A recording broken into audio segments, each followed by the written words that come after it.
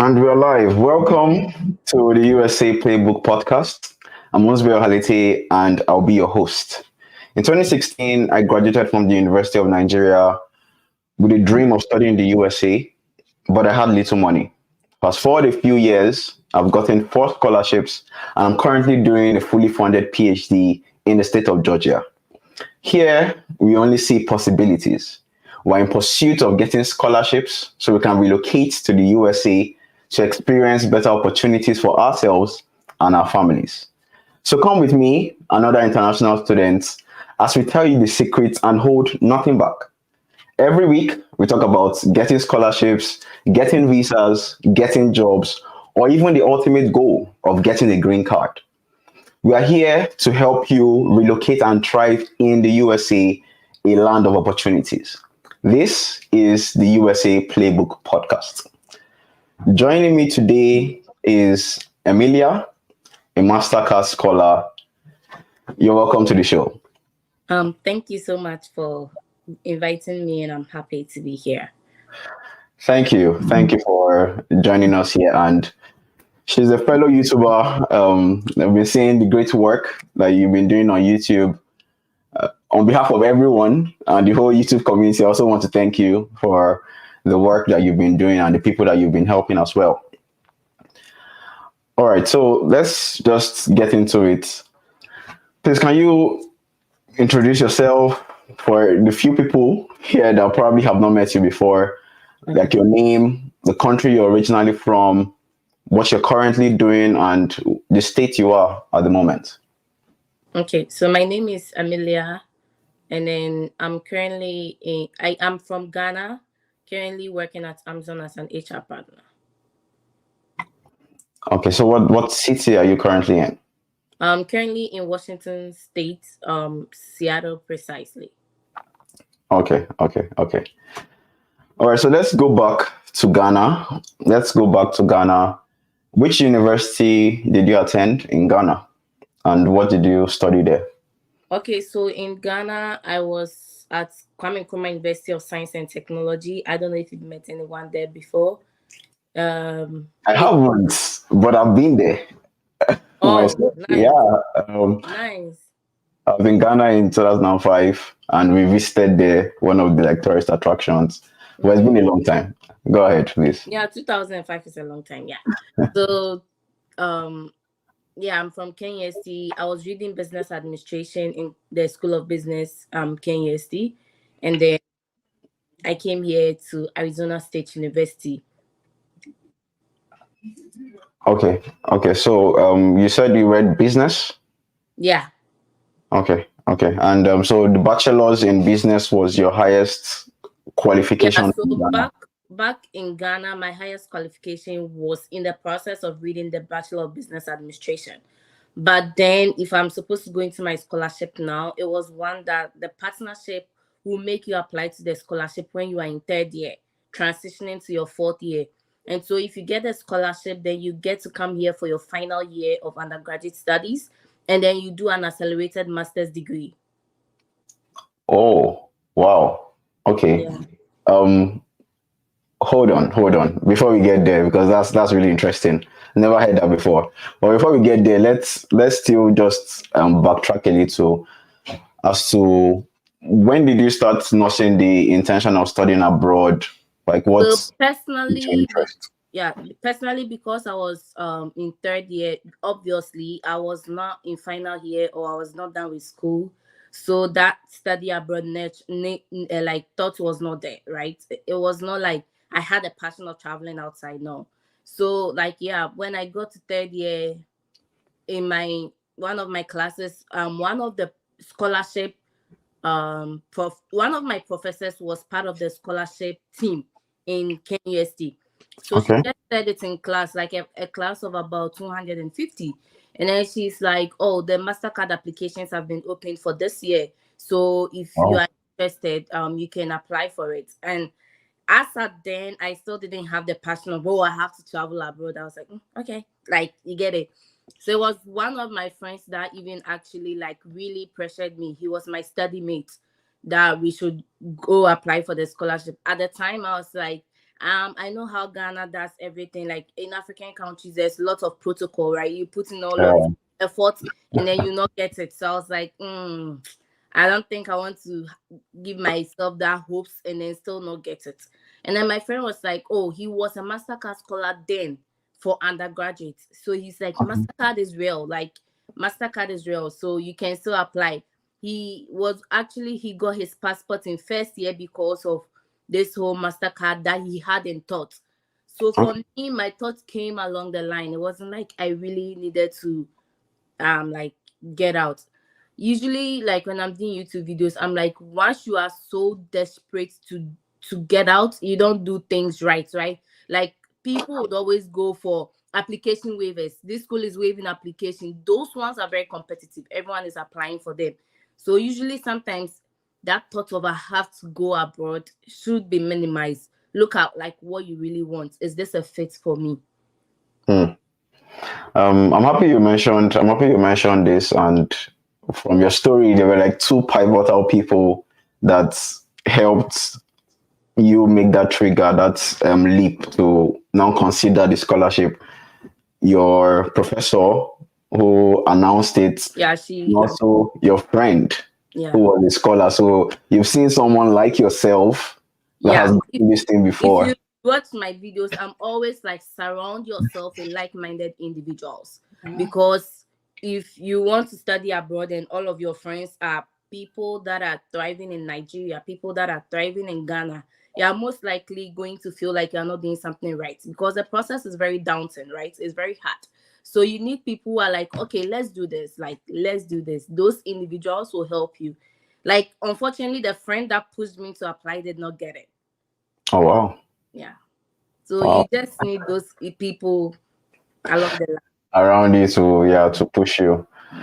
Okay. So now that you have found out about this scholarship, was it the only scholarship you applied for, or how did that whole journey? Yeah. So when I read through your questions, I was like, most of these questions might not apply to me, and I was feeling bad. But also, it's good to share a unique journey, right? Everybody finishes 4 years, apply for a lot of scholarships, get like 5 scholarships, and they have to choose from. No. I was in 3rd year, applied to Mastercard, got the scholarship, and that was it. That was the only scholarship that I did. That was the only school that I applied to. I went on this interview. Yeah. All right. So let's zero in on the process then, since this was the only one that you did. So how was the application process like? Okay, so for Mastercard scholarships, it really depends on the partnership you are applying for. Just to put it out there that it's not just their partnership with ASU. They have a partnership with Cambridge University, University of Oxford, University of Edinburgh. So these schools, University of UC Berkeley. So these schools have their own process, right? As long as Mastercard is concerned. Because I know UC Berkeley will tell you to get your admission before you apply to the Mastercard scholarship. Okay. For my partnership, you have to apply to the scholarship. Once you get the scholarship, then the application process to the school becomes like a formality. By natural sense, Mastercard is going to work things out for you in the school. Do you get it? So first, I applied to the Mastercard scholarship. Like, it was a whole process, right? You go for first interview. You write 6 essays. I wrote like 6 essays. Whoa, I went for second interview with white people. Then, after the second interview, your essays are reviewed and then you get a scholarship. This took about a year, like 8 months thereabout. So once you get a scholarship, they give you like, they tell you to go ahead and apply to the school.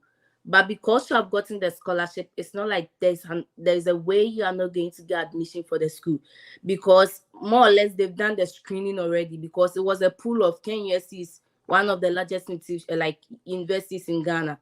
Like, so if they are taking people from there, they have done all these interviews. In my opinion, I feel like they've done all the screening the school would also go through to admit you. So that becomes like a formality. Okay. So several interview processes, but before we get into that, you said the Mastercard has different partnerships with different universities, and each of those partnerships determine what the application process is. Process is like, yeah, for sure. Yeah. So for different Mastercard partnerships, there are different processes, and so what we are focusing on today is the partnership with Arizona State University. So for Arizona State University, you apply to the scholarship. So there is a team in Ghana. The team in Ghana will do their interviews, right? Even before they make you submit any application. So when you are submitting the application, they have their own requirements. Like, I think for them, we wrote why you need this scholarship, something like that. You go for the interview. Once they pick you for that interview, that's when they let you start the actual process. Okay. So then you submit the six essays, right? So more or less, the 6 essays is going to Mastercard ASU. Okay. So once Mastercard ASU has gotten those applications, then they also go through the second time and call some people for interview. And then after the interview, Mastercard ASU will pick from those people that did the interview and grant the scholarship. Okay. So the first interview is local to Ghana. Yes. You said it was organized by the Ghana Mastercard and USD. Okay. Okay. You said Mastercard KUST. So is it the university? Yeah. So like every Mastercard team in any school at like Mastercard Arizona State, Mastercard University of Oxford. Like, you get it? That every team has their own name, like by the name of the school. So the first interview is by Mastercard KUST team. Okay. Yeah. Then they will screen you. Then you go for the second process, apply to it, write your essays. It goes to the Mastercard Arizona State, because that was where we were coming to. Then from Mastercard Arizona State, they also do their process, and then So is it every university in Ghana that has the Mastercard teams there? Or so for our partnership, it was mainly the partnership between KMUSC and Ashesi, and then ASU. So if you are in ASU and if you are in KMUSC and you're in Ashesi, you can apply for it.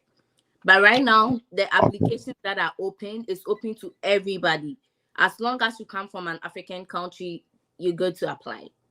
Okay. So that's a new partnership they brought. Yeah. Okay, because I was actually going to be concerned that so I felt, that schools are able to get it, but now you've clarified that the ones that are currently open are open to everyone. Okay, so now let's talk about the 6 essays. Because it's kind of a lot to write. Do you remember some of the essays, like what they were about? First of all, the Mastercard scholarship is looking for some qualities, right? They are looking for people who are from Africa, brilliant but needy. So you have to justify that. You're brilliant but needy. But now, and then they are looking for people with exceptional leadership skills, and then they are looking for people with community, the thought of helping your community. So while you are writing your essay, I remember one of the essays, like, right, what are some of the good qualities that set you apart from the other candidates? And then one main purpose of the Mastercard Foundation Scholarship is to make Africa a better place, right? Raise youth that will go raise the African continent. So I think they made one of my essays, like, I envision, right, an essay that ends or starts with, I envision a world. Okay. So in my essay, I think I envision a world where I think leadership in Africa, something like that. So there are people that wrote, I envision a world where everybody is equal. There is no poverty, there is no disparity in like all of that. So it depends on what you really write. Then my third essay was like, write about your current and your past state. So I think that was used to determine the needy part of it. Okay. Yeah. I think that's all I remember. Write about your, and then the other one was write about your future aspirations. Yeah, I think that's all I remember. And then one was also more about why you want this program, sort of. Okay. Yeah, but like I envision a world was 1,500 words essay. Wow. Yeah, and then I'm guessing that was the longest. Yeah. Okay. Wow. That's a lot of essays, really. 6. Mm. Normally, that Yeah. I have to write like just Yeah, one. when This I is saw even it, the purpose. yeah, it was a lot. Okay, so what would you say? What would you say made you stand out in those essays that you wrote? So as African as I am, I would say the grace of God, first of all. All right. Yeah, and then another thing that I would say made me stand out is um I was in Kenya ST, right? I was in school. So the community aspect, I was doing called something called the Kenya peer counseling. So we're part of a group of people that like provided counseling, da da da da. So I felt like the community aspect that helped me because even as I'm in Kenya ST with busy schedules, I still showed up for other staff in the university. And then the leadership aspect, I was not holding any leadership qualities, right? I wasn't holding any leadership position, sorry. So I wouldn't I wrote, I remember, I think yesterday I was looking at my essays. I was like, I've been an informal leader. Like, I'm not a person that will run for a position, but I'm also not a person that will be a dormant person in the group, right? Emerging as some way, like not stepping up to the front, but being behind the scenes and making sure things are done. So this brings me to something that I usually tell people that during the application process, it's not everything that you're going to be able to dot it like I'm this person, I qualify for this. It's how you craft your story. Because Mm, we're looking at leadership qualities. I wasn't having any leadership roles. I wasn't having any leadership role like I was the GISA president or the organizing secretary of the School of Business. I wasn't that. But then I wrote that I was an informal leader. And then I brought instances where like I've been an informal leader before, like being in a group where you automatically emerge the group leader because everybody is dormant, right? Some of right. us don't rise the front to run for position. So it really depends on how you craft your story.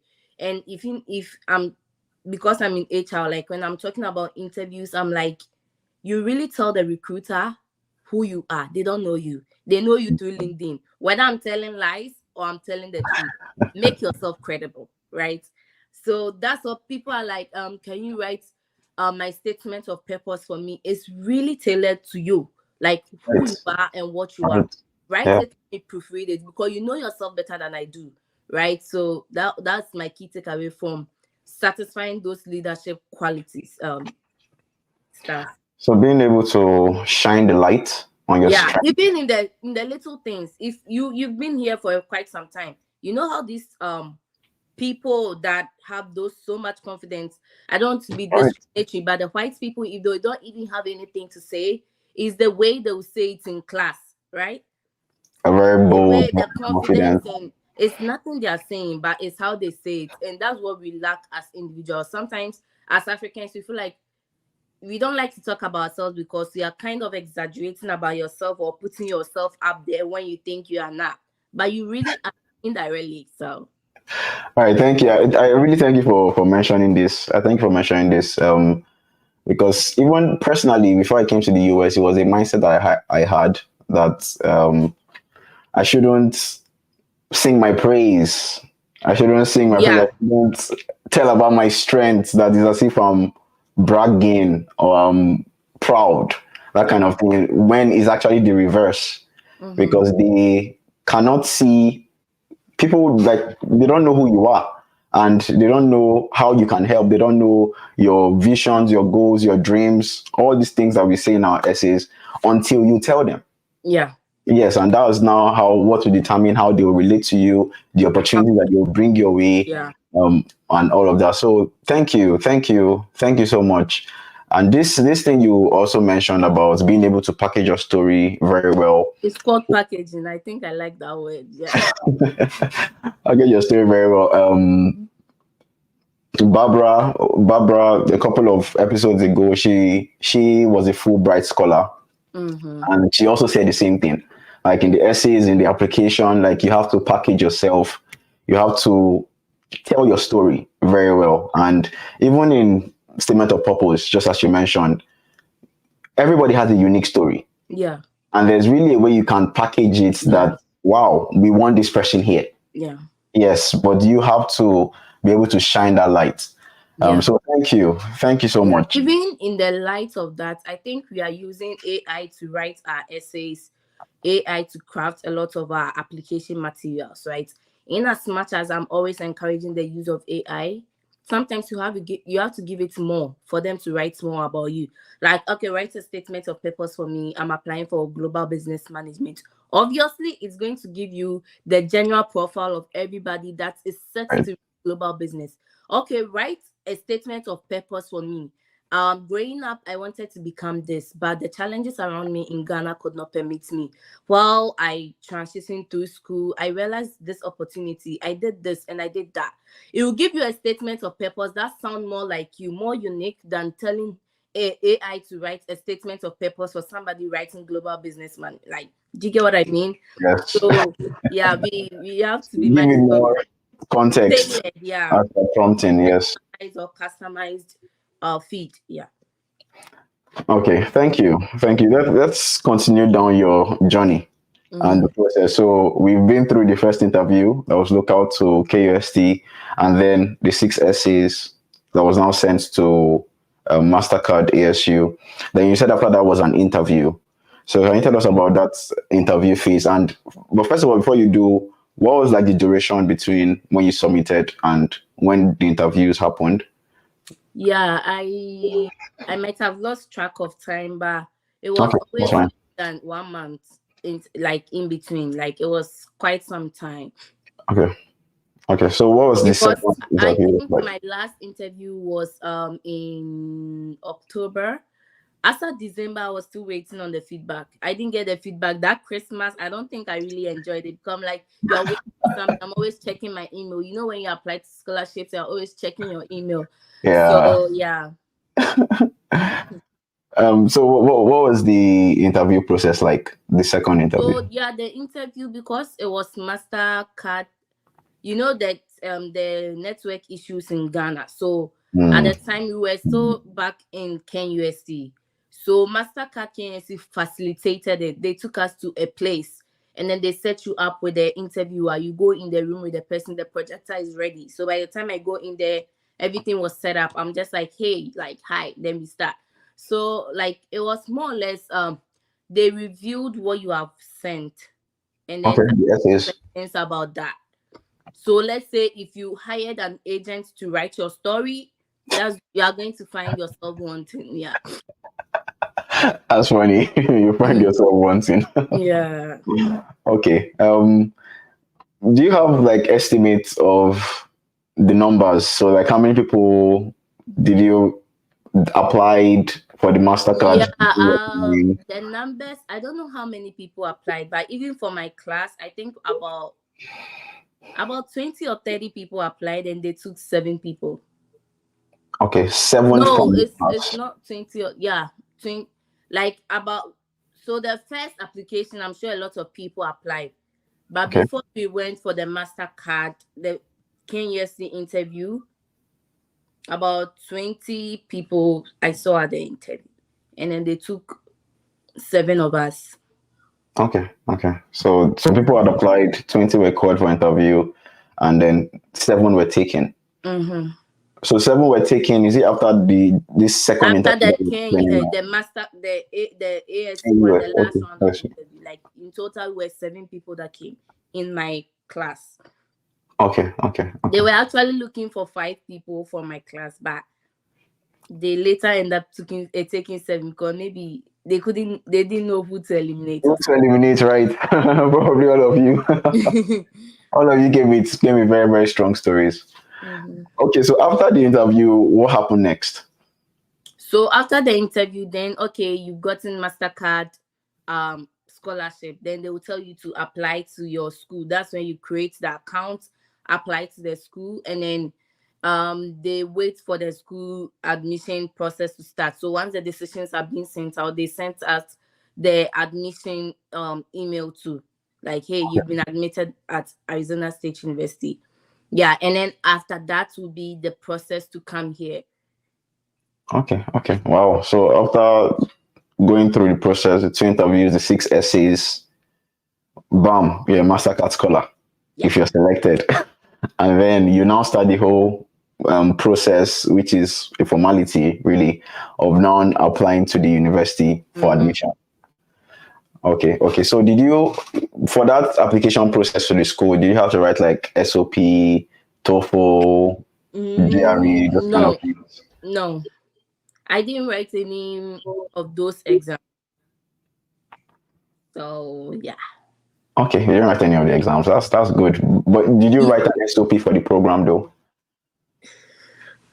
I think so.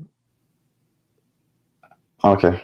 I don't Okay. know if the application was the one that everybody got, because it was just like submitting something about yourself.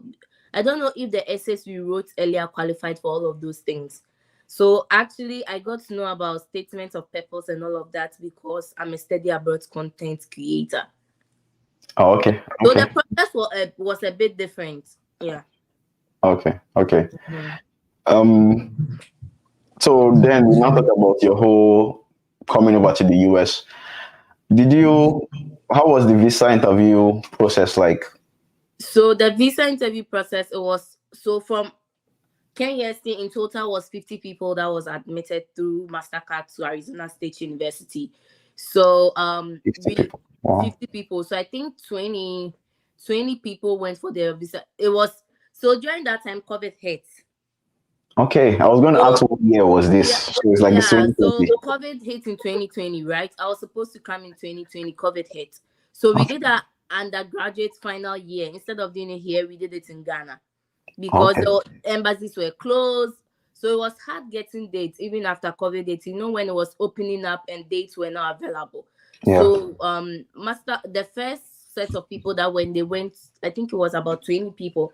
And then the remaining 30 of us went in a day. So for the interviews at the embassy, it was also, I wouldn't say it was a formality, but like, let's say you have interviewed first person Mastercard, second person Mastercard, third person Mastercard, up to 5 people. And they are 30 Mastercard. Yeah. Oh, wow. Okay. So what were you asked? So when I went, I think Mastercard already sent them the scholarship support letter. I don't know if you know Mastercard is a very like powerful. No, yeah. They are very big name. Yeah. So and they have credibility too. So I think they sent them the scholarship support letter. So there was nothing about funding. Obviously, even with normal people that we applied to the visa interview, if you have funding, they don't really ask you about that because it's on your I-20. So I think my question that they asked me was, what's my plans after school? Yeah. And I think it was what was my plan after school, and tell me about the program you're going to study.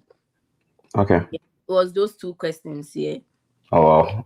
It was more like a conversation then. Yeah, so yeah, obviously I had a story for tell me about your plan after school, like so. Okay. That was great. Was it an F1 visa or a J1 visa? F1 visa. Okay, And it was then, an F1. Okay. as much as I was a business administration student and my program was global business management, the scholarship makes sure that all the programs were STEM designated. So you still have your 1 year OPT and then your 2 years STEM extension. Okay. Let me just say that to clarify for people that are they don't probably understand that when you're done studying, everybody gets 1 year of OPT. OPT is optional practical training. That's your ability to work in a field related to what you studied. Now, if you're in a STEM program, you can extend that 1 year for 2 extra years, making it to be a total of 3 years that you're working. Okay, so let's continue your whole transition to the US. But now I want you to focus on the benefits of Mastercard scholarship. So you already mentioned that you were in third year when you applied and got this, which was very wonderful. And then they covered your final year, which you did in Ghana because of COVID. Now, what other benefits came with the Mastercard scholarship? Yeah. So when I was when we were doing the undergraduate studies, because if we were here, we were going to get paid every month. I started receiving stipend in Ghana. Wow. Okay. Okay, and then they moved us all from our various hostels because brilliant but needy, you might not be in the best condition in your hostels to study. So they brought us to like the most expensive hostels in KNUST to stay there for the entire duration. They Nice. give you a laptop. For those of my seniors that came to the US for their final year, they gave them money to buy the laptop. But because we're in Ghana, they sourced the laptops for us. Okay. So like it was good. At the time, it was called i7 Oh. HP Oh, laptop. that's good. So yeah, and then you get monthly stipend so until I started the study abroad process, I didn't know about the MRV. I didn't know about the service fee. Everything was done for us. Like I had to Oh go through the process. wow. So you even know that he paid all of that? No. Oh wow. Yeah. Okay, MRV is visa fee. Yeah. So and now I know. Like after I started the study No, abroad, I'm talking to people the that people, might be So the doing visa that for fee, the first time. yeah. Wow. Oh, that's nice. So basically, I'm trying to say that Mastercard covers everything. And when we came to the US at like in our first week, they know that you have to settle down. You don't have money, right? They gave us money for settling in even before our stipend for that month came. And Wow. after school, when we were leaving, they provided financial support to everyone to settle in, even though we had gotten job offers that were giving us relocation. Wow. Okay. Okay. So covering final year. So Mastercard covers the entire cost of your tuition, your travel expenses, medical expenses, visa processing and airplane tickets, everything. And monthly stipend. Every month as a scholar, you get to do the scholar signature programs where they invite like top people to come talk to you to build your network. Okay. Yeah, So do they fly you for that or is it virtual? so it depends. When we're here, for us it was virtual because we met and then the people were online because of the whole recovery from COVID. But then Okay. our other seniors like used to go to other states apart from Arizona State to have these scholar signature programs. And then I think once a while they will take you to like recreational area. Like I think we went to Grand Canyon. That was Okay. where we chose to go in Arizona. Nice. So it's pretty Nice. much like an intro, and then it's not like other international students where you come as one person and now you have to find a connection. I had like about 50 people, Africans, I like can't wait. yeah, And became they're all a from group of Ghana people. with you. So So like right now I have a family like Mastercard scholars group that like if we meet like it's okay, we know ourselves, right? Yeah. oh wow, that's really generous. That's really Yeah. generous. Like covers everything, health insurance. They give you soft landing, giving you money, you want to come over, and then you say by the time you were done, they still gave you Yeah, some they'll money. give based off like your opportunities you have after school. They give you some money to like still settle in, take care of yourself before like your 90 days were up. If you decide to go to Africa after your studies, they book your flight ticket for you to go. Okay, And if now you let's want talk to about stay that. on. Now let's talk about that. So, what's the clause? What's So the clause with this I think scholarship? one YouTuber interviewed me and she's like, "No, this sounds too good to be true." Okay, Right. so what's the clause? I was like, the clause is go back and give back. Okay. And it's not like everybody went back. In my cohort, nobody has gone back. So I mentioned two groups of people in the process: Mastercard KNUST, which is the African based team, and then Mastercard ASU. So along the line, basically the main purpose of the scholarship is go back and give back, right? They are trying to make Africa better. Better. So more like the go back and give back becomes an ethical responsibility of you, right? Because when you come here, the Mastercard ASU team is like you can be here and still give back. Because Okay. as a fresh graduate, if you are going back, what are you actually giving back? Right. Because as much as you have the skills, All Are right. systems going to equip you to give back? Like, All right. what are you going to give back? And so that was it for us. Oh, So for me, if you ask any Mastercard scholar, the give back, it's not like I'm trying to tell you that if you come, don't give, don't go back, right? But you have to equip yourself to be able to give back. yeah. So Mastercard ASU were like, you can be here and still give back. So that was the discrepancy in the two teams. Like the one based in Africa is like, come back and give back.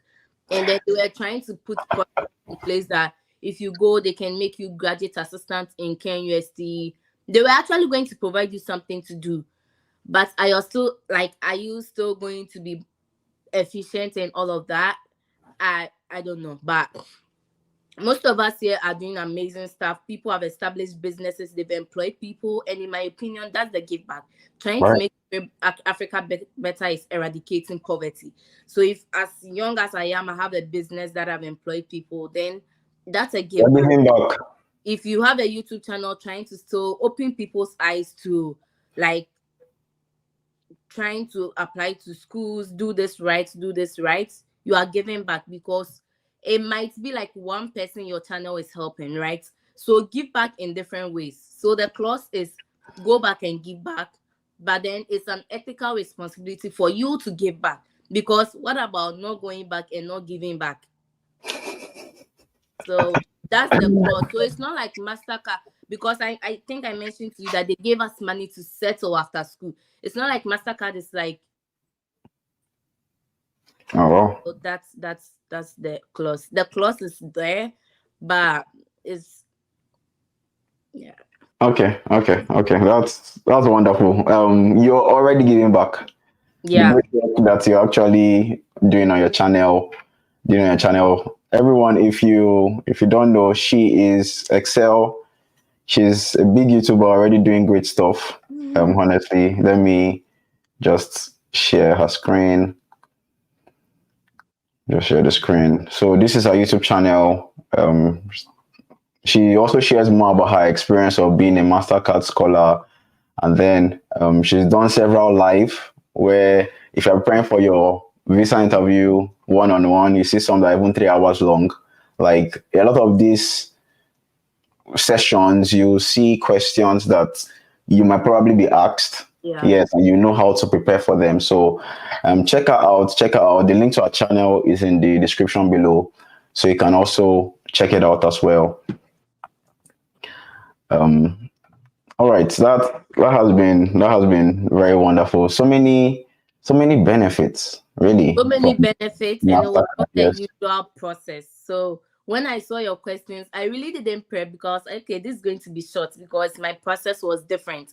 But sometimes people also need to hear the differences. So one thing, the reason I wanted us to make this call like this week is that Mastercard has opened applications to a number of schools, right? A number of schools. I actually have posted all of the opportunities on my Instagram, a new Instagram page that I have created. They've posted a number of scholarship for a couple of schools, UK, US, Canada. So make sure you are searching right. I'm trying to share the link to the page so that you can access those opportunities. Like once you have the name, just go on Google to search Mastercard UC Berkeley 2024. You get the opportunity to apply for it. I mean, the process sounds like a daunting one, but then I think compared to people's experiences applying individually, it's also very hectic, right? You have to write GRE, you have to write like Yes, so. yeah. Several tests you have So to for write. yeah, so I think it's basically the same thing. Let me try and see if I can share the link. Okay, I also shared the link yesterday on my To the community. opportunities, right? Yes, that's for Arizona State University, particularly. Not Okay. talking about the other ones. Maybe you can help us with the link. Yeah, I don't know if In the the chat link will. we are I able to just get it. dropped a link in the chat. Okay.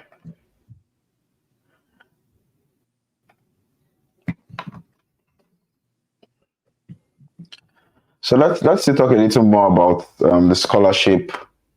Now, when you're a Mastercard scholar, are you able to do other on-campus jobs like Yeah. guard internships? Yeah, so as much as you are getting paid monthly, you are still able to do your 20 hours F1 requirements as a job. So you get Wow. monthly stipend and you still work 20 hours to get your money. Wow. Wow. That's that's always money to the bank. Mhm. That's good. That's really good. Okay. Okay. For Fulbright, it's kind of different.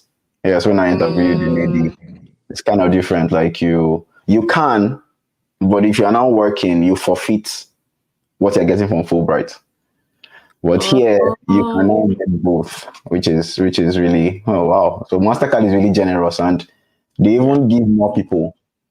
Because when Mm, Baba came up talking about Fulbright, there were like 300 that applied, and from Ghana there were only three mm, came over. Yes, but yours, you mentioned like there were like 50 that came. That's you guys were like 50 that came over. yeah. Is okay. So talking about your transition here to the US, what were like some of the culture shocks that you had that you experienced?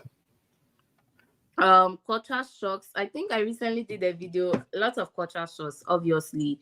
The culture shock of like naturally when you're in the midst of people maybe from Africa, you might not have the confidence, right? But like the fact that people were just so confident, even to me, that was a cultural shock. And then also the Mm. cultural shock of the dressing. In my video, I was like, people are almost always naked, right? People live in coarse clothing. So that was a cultural shock because invite an African to a gathering, he's going to wear long sleeves, belts, brown shoe, all of that. You Right. might see shorts, biker shorts in the yeah, so that was a cultural shock to me. Another cultural shock to me was their time management. They are Mm. really time Okay. oriented. If you are using the Yeah. bus system and it says 10:55, 10:55, for some reason they calculate every bit of traffic. So Mm. that's also a cultural shock.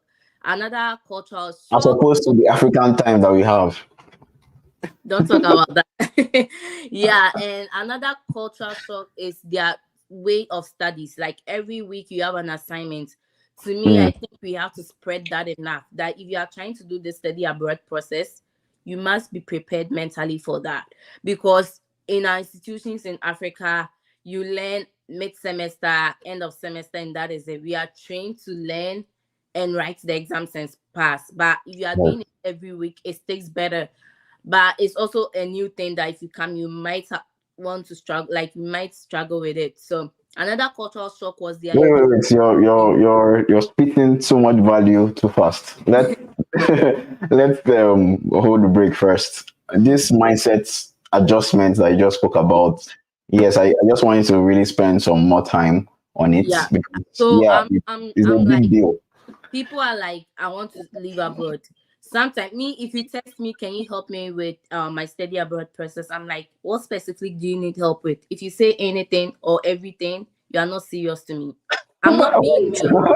I'm just being explicit because, okay, what specifically do you need help with? How about something like, I did my research. I want to read Master of Global Business Management. I've realized that Arizona State is offering the program, but I'm not sure if there's full funding scholarship. Are you able to help me look into that? You have done a research that will aid me as a basis to help you, right?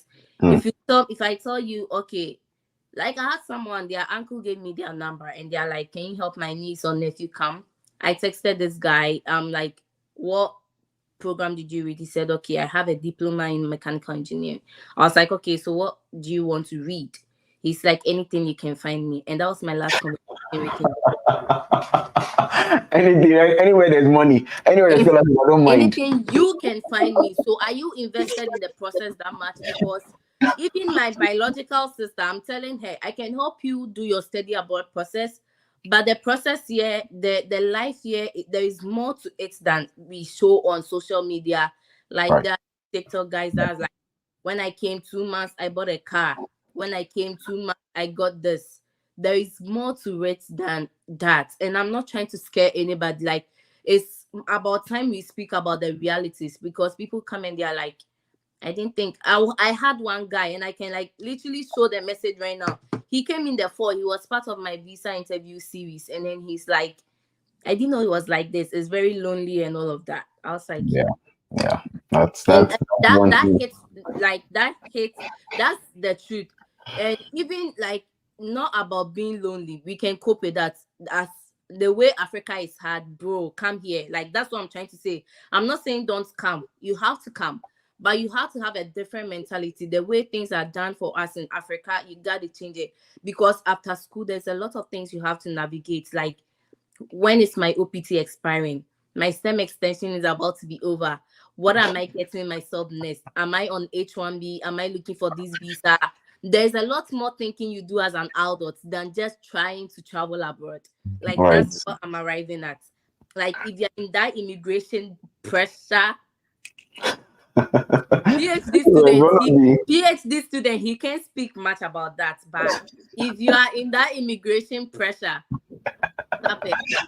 probably because I'm in a safe cushion because I'm doing a You are PhD. no. You are in a safe space right now. I mean, Because after school is after school, you a face whole the different ball reality, and game. it's not like to scare people, but you have to have the mentality of having yourself, like pushing yourself to do more research. Because if you the so like, for example, practical example, there was this Mastercard school. We always come in group every year, and I heard he was a very much a loner, right? He doesn't talk to anybody and all of that. His Okay. visa and all of that expired without knowing. But we talk amongst ourselves. We're like, hey, nowadays NIW is the thing. Like, can you go after that? Like, there's H1B. Like, can you go after that? He was not talking to anybody. His visa expired and he had to go home. So, like, it's more about opening Wow. yourself, doing a lot of research and all of that, not to scare anybody not to come. Like me, the US has changed my life, so I'll always advise people to come. But you have to have a certain mentality, right? Yes. Be serious yourself. It's not like everybody is leaving, so you need to leave. Some people, you ask them why you want to leave, and it's like they don't have anything to tell you. Like, that's those kind of people I'm talking about. People are actually serious. Like, there was this girl I was helping. Right now she's in Germany. Like, every day I whisper to myself, damn, this girl is serious. Like, there are serious people like that. And I would always go any length to help those people. Even after work, I'll still do a research for such a person. But like, if you tell me you are not serious, you are not worth my time. Thank you so much. That mindset change is something that is very important. Yeah. Yes, and one of the things that helps you to get into that mindset is the whole study abroad, that transition process Yeah. from Africa, Ghana, Nigeria, wherever you are, to the US. So that whole process of you writing your SOP, researching schools, all these things, it helps you to get into that mindset of Yeah. I have to do things for myself. I have Yeah. to take this decision. I have to take this action because you will need that in other things that you will do later on. We're talking about immigration. We're talking about getting jobs. We're talking about different other things that happen after even studying. Okay, so now you're fast forward to last year. You're done with your masters. Mm-hmm. You're done with your masters. So how did you transition from that to now getting a job? What was the process like? Yeah, so it's just like in international students, when you come here, you take things in your own hands after school. So while we're in school, we like when I came, so because I had spent some time in Ghana, I had just like about 1 year to transition with school and still get a job. So when I came, it was okay. So Mastercard in itself is a group of serious people. I had one coursemate that got his job 3 weeks after school, Oh, after I wow. came here. So like, I'm like, I don't know if you have experienced it, if you tried looking for job opportunities after your master's program, but as much as I we did. say opportunities are lying out here, it's not easy. You It have to really work on isn't easy if you don't have like an American work experience and all of that. So as African as I am, I would say it was the grace of God. But then also, like, we started doing things early, like joining career sessions in school, making sure we had, some better resume, reaching out to our career centers. They used to prep us for interviews. Like, even our friends were like, can you prep me for this interview? So back again, surround yourself with like-minded individuals, right? So like for my job, I knew Amazon takes a lot of international students. So I applied for the job. You take some assessment tests, submit your resume, and then you wait for an interview. Then I got the phone session interview. I spoke with them. And then I got the main interview, which was about 3 hours with different 3 people in 1 hour time spans. So we did those interviews. And I think after a month, you get the feedback. But yeah, there are always better opportunities. But around that time, it was also a bit hard to get a job. So I settled with the one with Amazon. Settled with Amazon. Amazon is a very good company now. You say settled. Congratulations on Thank you. your role at Amazon. You really shared the hints, and I really hope people got it when you said Amazon takes a lot of international students. Yeah. Yes, I just hope that didn't fly. I hope we didn't miss that. Yeah. Okay, so what do you miss about Ghana? My family. That would be like what I really miss about Ghana. Your family. Okay. Yeah. Apart from that, everything in the system, it needs more work. So I don't know. But I miss the family. Yeah, I miss my family. Anyway, so based on all your experiences so far as a Mastercard scholar, working in Amazon, living currently at Washington, will you recommend anyone watching this now to consider studying in the US? 100%. 100%. It just like we've spoken about it already. If you have to, like, I recently did a video, like, if you want to study abroad, sit down, assess yourself, like, where do I really want to be? Because like moving abroad is more or less like you are starting a new journey on your own, where you have to put matters in your own hands. If I explain my immigration stuff to my parents, they must sympathize with me, but they don't understand, right? So there you don't have anybody to fall on except the people that really understand this. Even your parents, sometimes like they really don't understand, as much as all they know is like, have you gotten your green card or stuff like that? But there's a lot to it than that. So I'll 100% recommend studying abroad. Make sure that you've done that self-assessment. Like if you have not ever considered that self-assessment, I think it's really good for you to do, because there's a lot you are not prepared to go through, even in the workplace. Like your timidity, your natural timidity might be seen as lack of self-confidence that can affect your promotion. Yeah. So there's a lot more to it than just coming to study, right? That's my point. But then 100% I recommend you coming to study abroad, because definitely it changes. There are lots of brilliant people in Africa that would outperform and excel more than they are doing in Africa. So this place opens you I up for agree. opportunities. It sets you up for success. It sets you up for like a destiny change life. That you need to be that, you have to have that mindset. Yeah. Thank you. Thank you so much. Thank you so much. So everyone, this is Emily's page, Excel with Emmy. Please, let's show her some love. Let's head over there and then subscribe. This is the video that she spoke about, where you have to like completely access yourself and check your profile. Are you ready for this journey? Yes. And then you would now be able to give it what it takes. Thank you so much. Thank you for joining us today. Let's just go through the chat and see people that came around. Mentoring 101. This is Jonah class from Ghana. Hi, thank you for joining us today. Hello, Emelia and Nzube. Nanakwa here from Ghana. Thank you.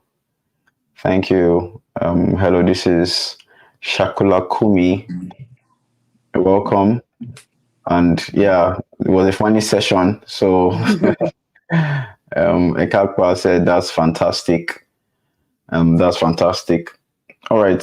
Thank you so much, Emmy, for sharing with us today on how to become Mastercard scholars. Everyone, the application is currently open. Yeah. I remember that I was trying to send link, but I don't know if they got it. I don't think it went. The link to the scholarship is not working for my end. I can send it to you, then you Yeah, you share. can send it to me privately, and then I would share it across.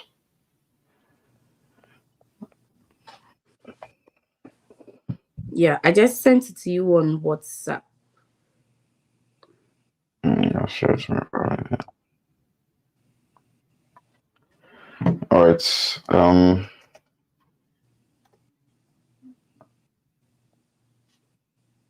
Okay, so I just drop that in the chat. Let me put just a banner here.